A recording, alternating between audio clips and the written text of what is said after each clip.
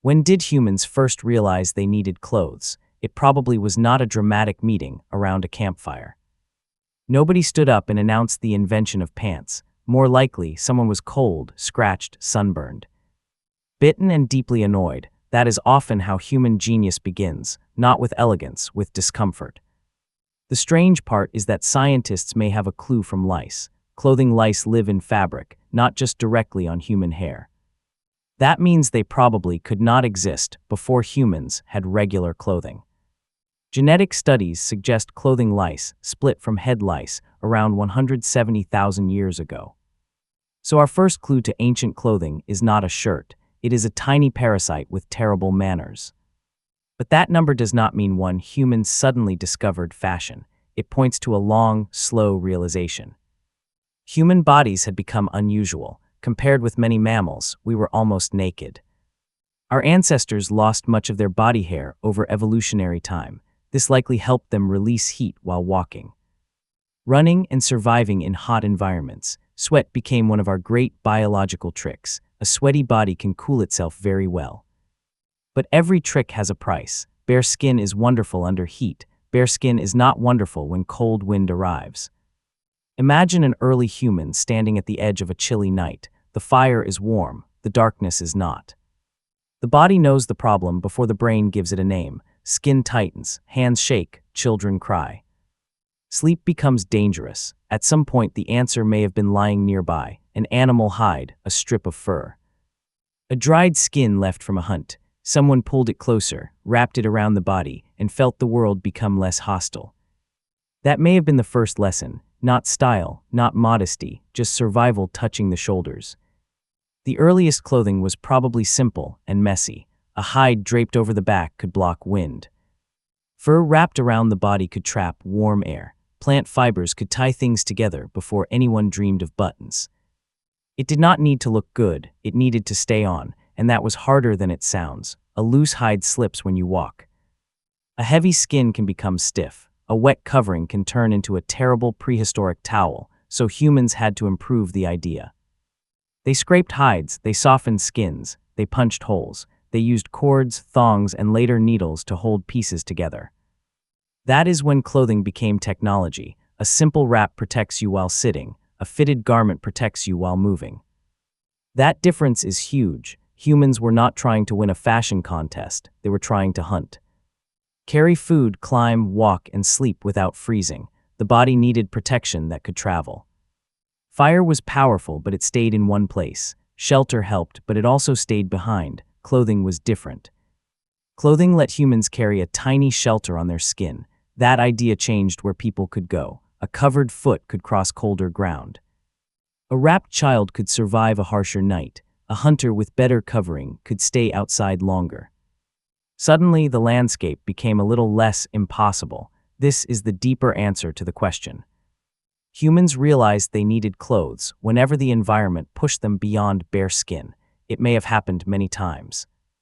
In cold nights, in dry winds, under burning sunlight, across sharp stones, thorny plants, and insect-filled places.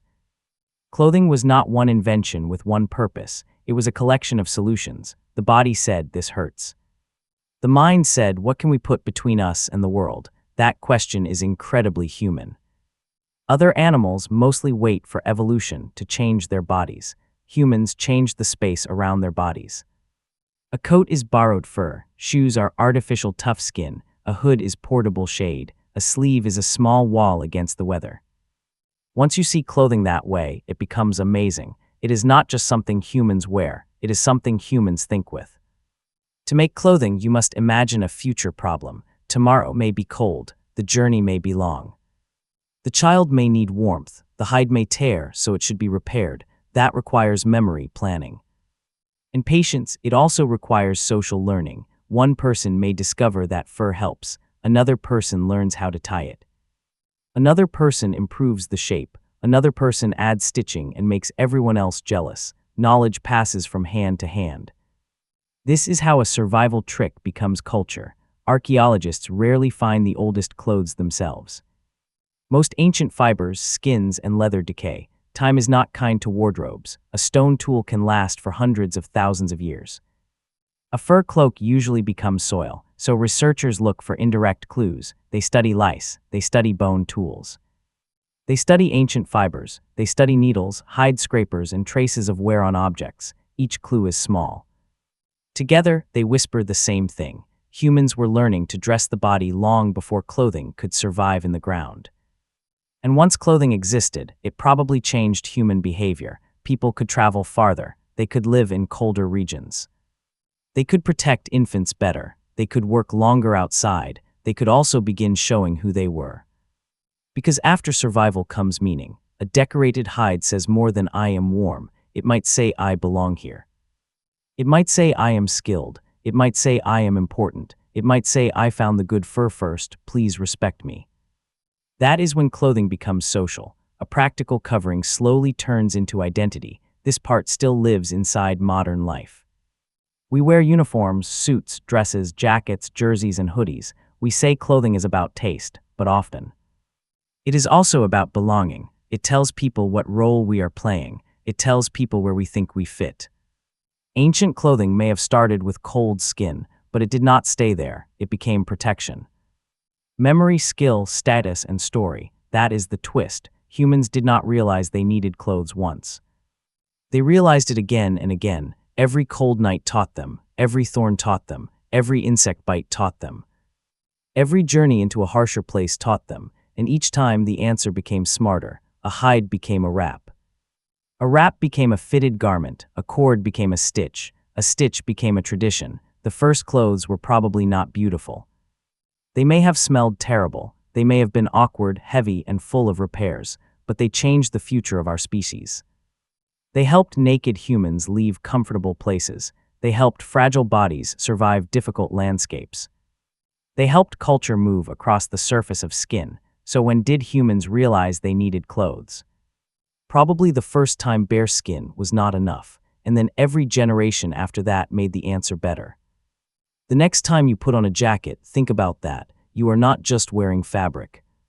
You are wearing an ancient solution to an ancient problem. You are wearing the moment humans stopped waiting for evolution. And if you were there at the beginning, what would have made you invent clothes first? Cold, pain, shame, or the desire to look cooler than everyone else?